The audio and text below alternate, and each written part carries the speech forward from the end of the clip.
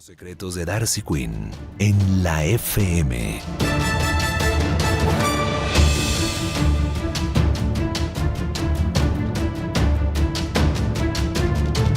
6 de la mañana, 34 minutos. En medio de la rebelión de los gobernadores, cobra aún mayor importancia la pregunta acerca de si se puede o no se puede suspender la norma que impuso nuevos impuestos y que está demandada ante el Congreso, porque está demandada la emergencia económica como tal y el decreto de impuestos. Doña Darcy Quinn, ¿qué sabe de este asunto? Hay mucha presión, no solamente los gobernadores, alcaldes, muchas demandas, el Consejo Gremial, hay una cantidad de gremios de ciudadanos que le están pidiendo a la Corte Constitucional, por favor, detenga los efectos del decreto de emergencia económica, por lo menos hasta que se pronuncie de fondo la Corte y diga si fue constitucional o inconstitucional. A ver, le cuento, la Corte Constitucional en efecto se va a reunir el 23 o el 28 de enero. En una de estas salas, la próxima semana o la siguiente, pero antes de que termine enero, para discutir si se suspenden los efectos del decreto de emergencia económica mientras la Corte falla de fondo, cosa que, como les había contado, sucederá en el mes de marzo. Está difícil, pero no imposible, don Juan. Hay un precedente de 1994 que en principio les impide suspender los efectos del decreto, pero van a estudiar si se cambia o no el precedente. Han recibido múltiples demandas. La rebelión de los gobernadores ahora también los obliga a tener que abordar este tema, donde también se empezarán a testear las aguas sobre de qué lado está cada magistrado, por dónde anda cada magistrado. No olvidemos que el gobierno tiene 3 votos fijos, tiene 3 votos asegurados al interior de la Corte Constitucional. Así que, como les había dicho, está en manos de magistrados como Juan Carlos Cortés, ex viceprocurador, y Natalia Ángel Cobo, que en un lado, hay que decir, estuvo del lado del gobierno. Ella fue la que justificó la emergencia económica en La Guajira, pero eso se lo tumbaron y esa emergencia finalmente se cayó. Pero pues hay muchas dudas sobre de qué lado va a estar cada magistrado. Aquí se van a jugar muchas cosas y se va a saber desde este momento cómo van a votar ellos al momento de la emergencia económica. ¿Suspenden o no los efectos? Eso podría entonces pasar antes de que termine enero y luego sí, en marzo, sabríamos si la emergencia económica es o no válida. El magistrado Camargo ha pedido pruebas, está rapidísimo andando en eso, ha consultado muchos entes, gremios, ex ministros de Hacienda, etcétera, etcétera, para tomar una decisión juiciosa e informada. Pero por el momento sabremos la próxima semana si esto se suspende o no se suspende. 6:37, los secretos de Darcy Quinn.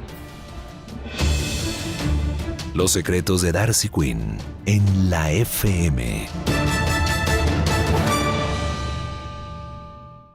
¿Cómo hago para aumentar mis ingresos? ¿Será que me aumentan el sueldo? Ay, ¿será que invierto en un apartamento? ¿Pero y los gastos? ¿O intento invertir en la bolsa? Yo de eso casi no sé. ¿O compro criptomonedas? Ay. No le des más vueltas y auméntate el ingreso con el CDT del Banco Popular. Recibe todos los meses la rentabilidad de tu CDT con una tasa fija del 11% efectivo anual durante 3 años. Gana 2 millones, 10 millones o lo que tú elijas según tu inversión. Ábrelo en nuestras oficinas o en bancopopular.com.co. Aplican términos y condiciones. Vigilado Superintendencia Financiera de Colombia. Somos Grupo Aval. 6:38, Francisco Barbosa. Los gobernadores, y en particular el gobernador de Antioquia, ha dicho, vamos a inaplicar ese decreto, independientemente de lo que pase en la Corte, vamos a inaplicarlo, y acude a una figura que se llama la excepción de inconstitucionalidad. Como ese decreto es inconstitucional, nosotros no lo tenemos que aplicar. ¿Eso es posible? ¿Procede? ¿Cuál es esa figura? Francisco Barbosa, en la FM. Buenos días, doctor Juan. Un saludo a los compañeros de mesa y a toda la audiencia. Bueno, pues en Colombia la defensa del Estado de Derecho no se juega en discursos políticos, sino en aplicación real de la Constitución. Creo que en este caso concreto, amenazar a los gobernadores con acciones judiciales por plantear la posibilidad de aplicar la excepción de inconstitucionalidad no solo es un error jurídico, sino una señal preocupante de desconocimiento de los mecanismos legítimos de defensa de la Constitución. ¿Qué es la excepción de inconstitucionalidad para que la gente entienda? para que el ciudadano pueda entender claramente y sin tanta tecnicismo. Pues es un mecanismo que permite que un juez o una autoridad pública, en este caso un gobernador, no aplique una norma en un caso concreto, una ley, un decreto, una resolución, cuando exista una contradicción clara, evidente y directa con la Constitución política. Es una figura muy extraña dentro de los diferentes ordenamientos jurídicos.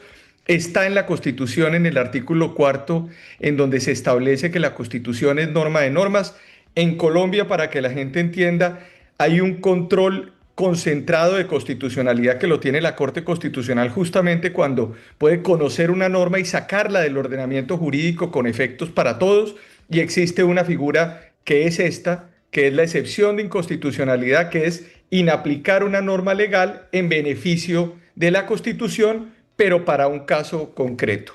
Esto, por supuesto, tiene una gran relevancia en la historia del derecho constitucional, Juan. Esto ha venido aplicándose no solamente bajo la Constitución del 91, sino se estableció en Colombia en 1910, o sea, es una figura centenaria, y en términos sencillos, repito, es aplicar una norma en un caso concreto cuando existe una contradicción con la Constitución. Frente a los decretos de emergencia, puntualmente, pues uno tendría que decir que estos decretos pues tienen una fuerza de ley, están bajo revisión automática de la Corte Constitucional, están rigiendo y por supuesto tienen entonces dos caminos. Un camino es claramente la demanda que digamos, el conocimiento automático que la Corte está haciendo de esos decretos. ¿Puede suspender los decretos de excepción? La respuesta es sí, los puede suspender. No es cierto que exista precedentes contrarios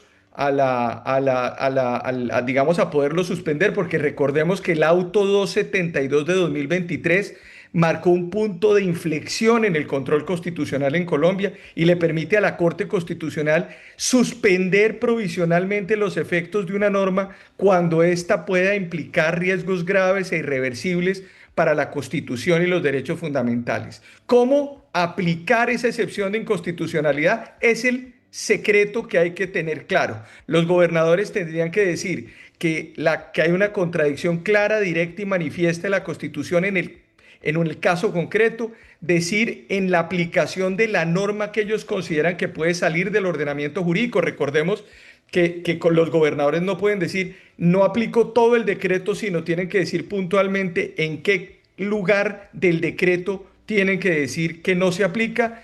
Tiene que hacerse con una motivación estricta y expresa, tiene que respetarse los estándares que se han tenido frente a la jurisprudencia para no caer en problemas judiciales. Luego tiene que haber una carga de motivación, Juan, y esto me parece muy importante hacerlo. En resumen, la excepción de inconstitucionalidad existe, no es una política caprichosa de los gobernadores, es una figura constitucional, es una válvula de seguridad constitucional y por supuesto aplicar la excepción de inconstitucionalidad no es delinquir. 6 de la mañana, 43 minutos. Aplicar la excepción de inconstitucionalidad no es delinquir. Sería bueno que este debate se extendiera a los asesores del señor ministro del Interior, Armando Benedetti.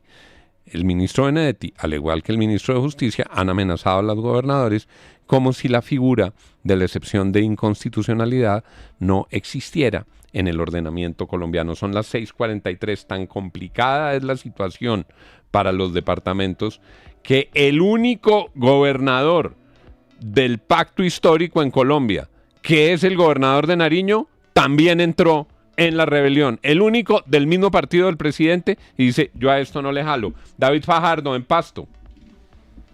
Hola, ¿qué tal, Juan? Y en efecto, y es que el único gobernador gobernador en todos los 32 departamentos es Luis Alfonso Escobar. Y es que, mire, el golpe para el departamento de Nariño sería bastante grave. Ya con esta ley de apertura económica en materia de licores, pues se habla que fue un duro golpe por el ingreso de otros consumos y de aguardientes. Y es que aguardiente en Nariño significa para las finanzas del departamento en fuertes ingresos, esto de parte de lo que son las regalías y varios movimientos y proyectos sociales que se mantienen desde este punto. Y aunque el gobernador muchas veces ha defendido al presidente Petro, aun cuando se ha incumplido mucho al departamento de Nariño, pues se hizo parte precisamente con el llamado allí del gobierno nacional y el gobierno departamental. Se une a este grupo de 17 gobernadores y reclama además también por estos proyectos incumplidos, que desde varios alcaldes también acá en Nariño hay fuertes reclamos por estos incumplimientos que se dan desde el gobierno nacional.